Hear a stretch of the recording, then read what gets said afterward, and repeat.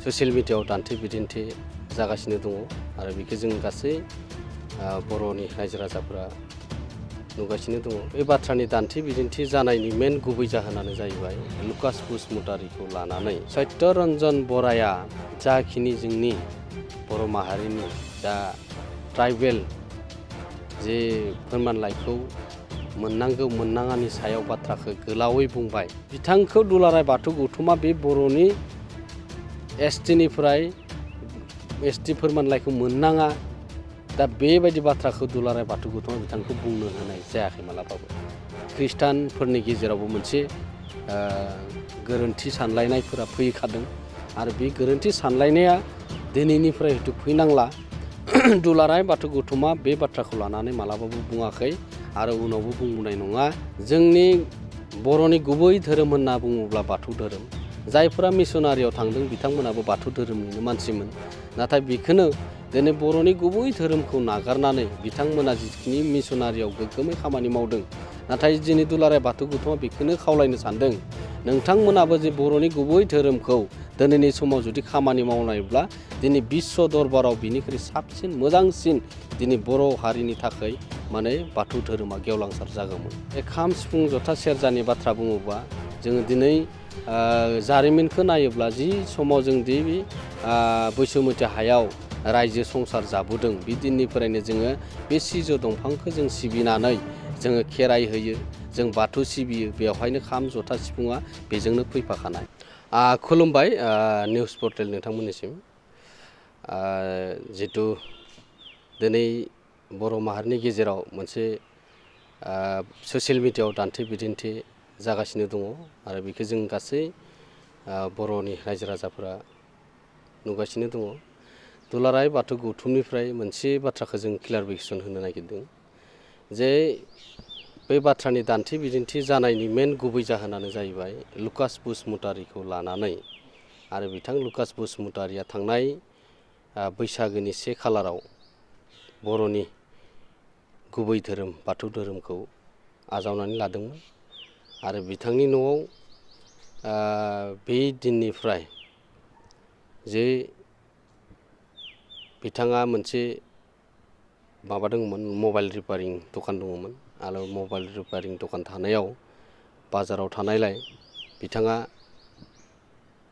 रायजोफोरा बा बिथांनि सानैसो मानसिफोरा थांनानै दखानखौ सिफायनो थांदोंमोन आरो सिफायनो थांनायाव दखाननि जिथा कमिटि दङ बाजारनि, बे कमिटि बाजारफोरा बिथांखौ जायफोरा थांदोंमोन बिथांखौ बुंनानै हगारहरफिननो जाहाथे सिफायनो हायाखै। नाथाय बे दिननिफ्रायनो मोनसे माबा लाबाय जे बिथांनि न'आव थांलाय फैलाय खालामनो हाया, 5,000 फाइन होनांगोन जाय थाङो, न'खरनि मानसिया थांब्लाबो बेबायदि मोनसे न'खराव बेबायदि थासारि फैदोंमोन। दा बे फैनानै गावआनो ससियेल मिडियायाव माने फोसावबाय। फोसावनायनि उनाव जिथिया रायजो राजाफोरा नुबाय, बाथौआरियाबो नुबाय, मोनसे सोंलु जाखांबाय जे जों खौरां लाहैनांगोन। बे दुलाराय बाथौ गौथुमनिफ्रायबो जों खौरां लाहैनाय जादों। बिथाङा सालबारि साब डिभिजननि बारङाबारि गामिनि थागिबि। दा बेखौ लानानै दिनै गुबुन धोरोमनि अर्गानाइजेसनफोराबो बेवहाय थांनानै खौरां लाहैदोंमोन। दा थिग बेबायदिनो दुलाराय बाथौ गौथुम आरो कुटुम्ब सुरक्षा कमिटिनि जा जइन्ट प्रेस मिट होनाय जादोंमोन आरो बेवहायनो लुकास बसुमतारीखौ मोनसे बरायनाय हाबाफारि लादोंमोन।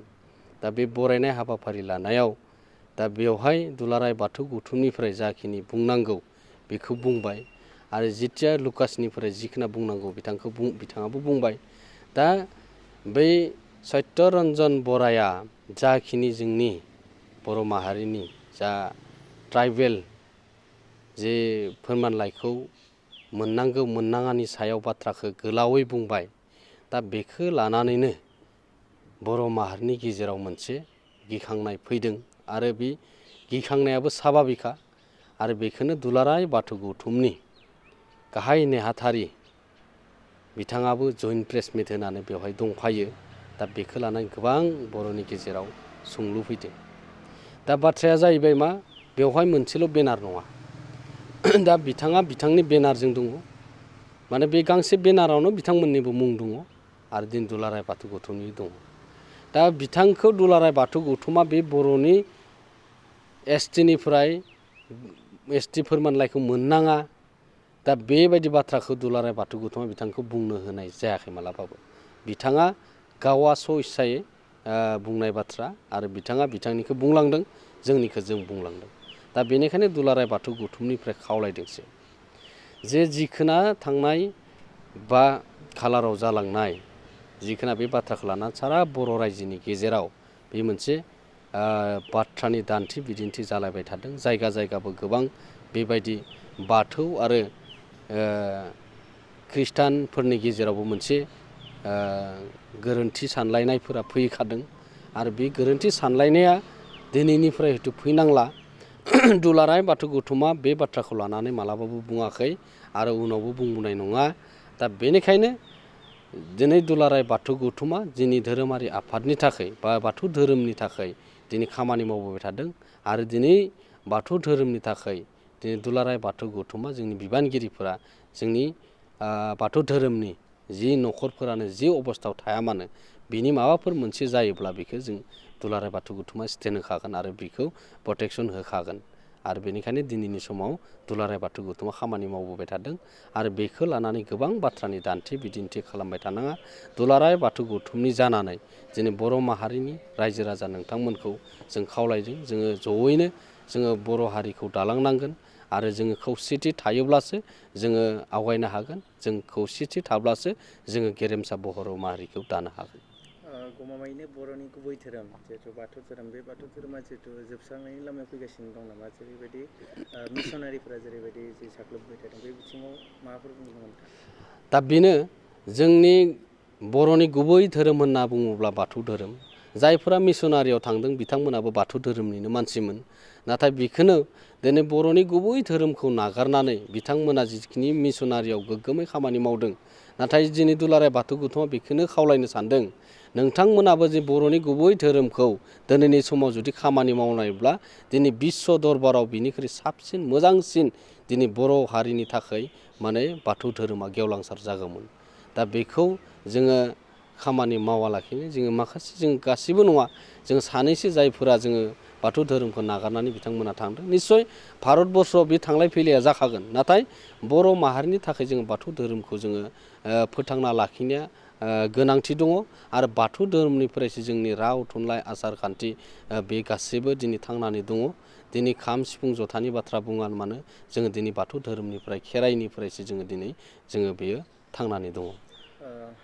चित्तरन्जन बराया बुंबावदों जे खाम सिफुं जथाया जिहेतु मिसनारिफोरनि नङा, बर'फोरनिसो नंगौ। बे बिथिङाव मा बुङो? बेथ' रोखाखा, माने बियो जे खाम सिफुं जथा सेरजानि बाथ्रा बुङोबा जोङो दिनै जारिमिनखौ नायोब्ला जि समाव जों दि बैसुमुथि हायाव रायजो संसार जाबोदों, बे दिननिफ्रायनो जोङो बे सिजौ दंफांखौ जों सिबिनानै जोङो खेराइ होयो, जों बाथौ सिबियो। बेवहायनो खाम जथा सिफुङा बेजोंनो फैफाखानाय। दिनै हयथ' सोरबाया साननो नागिरदों बे जोंनि ओरैबायदियाव जों मोसानाय मुसुरनायल' बाहायो, नाथाय बियो मोनसे गोथार मोनसे जायगायावसो बाहायजानायमोन। मैया बावैमोन बाथौ गौथुमनि जिहेतु गावस्रानो दङ, बिथांमोना बुंदों नोंथांनि सायाव, नोंथांखौ सोंदों बिथाङा सोर होननानै, जे गणेश दैमारिया सोर होननानै, बिथांनि सायाव मा बुङो? दुलाराय बाथौ गौथुमनि बबे माबाया बुंखोबा? जिहेतु नोंथांमोननि जे दुलाराय बाथौ गौथुमानो जिहेतु मोननै गावस्रानो दङ, जे बै मोनसे हानजाया जे नोंथांनि सायाव बुङो कान्तेस्वर बरगयारी बिथाङा। आदसा, बेखौथ' जोङो गावस्रानाय होननानै बुङा। मानो होनोब्ला नोंथांमोना मोनसे कुइसन खालामनो हायो, दुलाराय बाथौ गौथुमा दिनै मोनसेयावनो दङ, नाथाय दिनै दुलाराय बाथौ गौथुमा मोनसे संबिजित दंखायो। बे संबिजितजों दुलाराय बाथौ गौथुमा दिनै समावलागै सोलिनानै दङ आरो बिथाङा नंगौमोन मोनसे समाव बारग'आव फोसावदिं गाहाय नेहाथारि। दा बिनो जाबाय कान्तेस्वर बरगयारी। दा बिथाङा फ्राय 2009 सननिफ्रायनो बिनि माबाखौ नायोब्लानो पर्टफलिय'खौ नायबा मोनगोन बिथाङा दाबो गाहाय फोसावदिं जानानै दङ। नाथाय दुलाराय बाथौ गौथुमनि संबिजितआव बे गैया जे सासे मानसिया मोनसे बिबानाव दासिमावलागै थानो हानायनि मोनसे मोन्थाय गैया जोंनि बे दुलाराय बाथौ गौथुमनि संबिजिदा बिथांमोनानो सुजुनानै गालांनाय बे संबिजिदा दासिमावलागि दङ आरो बिथांखौ नोंथांमोना मालाबा सोंनो हायो जे दिनैसिमावलागि दुलाराय बाथौ गौथुमनि जायफोरा सिमला हौजौआव जों गोदान मोनसे आफाद दानानै जों गोदान बिबान होबाय दा बे बिबान होनायाव बिथांमोना बारग'दों दा बारग'ना दिनैसिमावलागि बिथाङा बुंनो नागिरदों जोंसो दुलाराय बाथौ गौथुमनि आरो मोनसे बाथ्राखौ बुंदों जे दुलाराय बाथौ गौथुमनि गणेश दैमारिखौ आं सिनाय मोना बबेनिफ्राय फैदों दा बेयो जोंनि थाखाय दुखुनांथाव बाथ्रा सारा बाथौआरिया मिथिगौ जे गणेश दैमारिया दिनैनि समाव दुलाराय बाथौ गौथुमनि गाहाय नेहाथारि दा बिदिब्ला कुइसन जादों दा होमबा गोदान बिबानगिरि दुलाराय बाथौ गौथुमाव खामानि मावनो फैनांला नामा दा दुलाराय बाथौ गौथुमाव पार्मानेन्ट पर्टफलिय' दङ नामा आफादगिरि नेहाथारिनि थाखाय दा बियो जोंनि बाथौआरिनि थाखाय गुदुत कुइसन नोंथांमोनहा मालाबा लिंहरोब्ला बिथांनियावनो कुइसन खालाम जे जोङो बिबान मावहोनो थाखाय बाथौ धोरोमखौ गेवलांसार खालामनो थाखाय जों गोदान बिबानगिरि होनो हाया नामा दा बेबायदि कुइसन जादों गोबां दा बिथाङासो मोनथिगोन मा एंगोलाव बेबायदि बाथ्राखौ बुंदों दा जोङो बिथांखौ जों मान होयो अरायसम आरो बिथाङानो दुलाराय बाथौ गौथुम दाजेननायनिफ्राय खामानि मावबोदों आरो बिथाङानो दिनै बाथौनि सिनियर दैदेनगिरि हिसाबै जोंखौ मोजां एडभाइस होनानै खामानि मावहोनो थाखाय बिथाङा बुंनोसो नांगौमोन दा माखासे बाथ्राखौ माने दान्थे बिदिन्थि खालामनानै दाबो लुगिनाय पावार लुगिनाय होननायनि बाथ्राया फैयो आरो बेबायदि बुंनायब्ला दा गोदान जोङो दुलाराय बाथौ गौथुमा दिनै सिमला हौजौआव दानायनि उननिफ्राय जे मोननै टार्म्स जालांबाय दा बे मोननै टार्म्सआव दा बे सोलाय सोल' जालांबाय दा होमबा बिथांमोना दिनैसिमावलागै दिनै दुलाराय बाथौ गौथुमनि बिबानगिरि पार्मानेन्ट जानानै थायोब्ला दिनै एडभाइजार हिसाबै बिथाङा जोंखौ मोजां सुबुरुन होनानै जाहाथे बाथौ धोरोमखौ मुलुगनां खालामनो थाखाय दिनै माखासे बिश्व दरबाराव मुलुगनां खालामनायनि दिनै खामानि मावनो थाखाय दिनै दुलाराय बाथौ गौथुमा आवगायबोदों आरो बे खामानिफोरखौ मावफुंनो थाखाय बिथांनि खुगानिफ्राय मोजां राव हयथ' एडभाइसफोरा मोनफैनांगौमोन नायनो लुगैदों जे जिखिनि ससियेल मिडियायाव दान्थे बिदिन्थि जालांबाय जा बे बाथ्राखौ दुलाराय बाथौ गौथुमाबो सानदों आरो साननायनि गेजेरजों दुलाराय बाथौ गौथुमनिफ्राय जे जिखोना जालांबाय बेखौ जों बर' माहारिया खौसे लामाजों आवगायलांनो थाखाय माने धोरोमखौ नेवसिया लाखिनो जोङो ज'यैनो खामानि मावनांगोन गोदो जेरैबायदि जों खामानि मावदों दिनै बाथौ धोरोमाबो जेरैबायदि बर'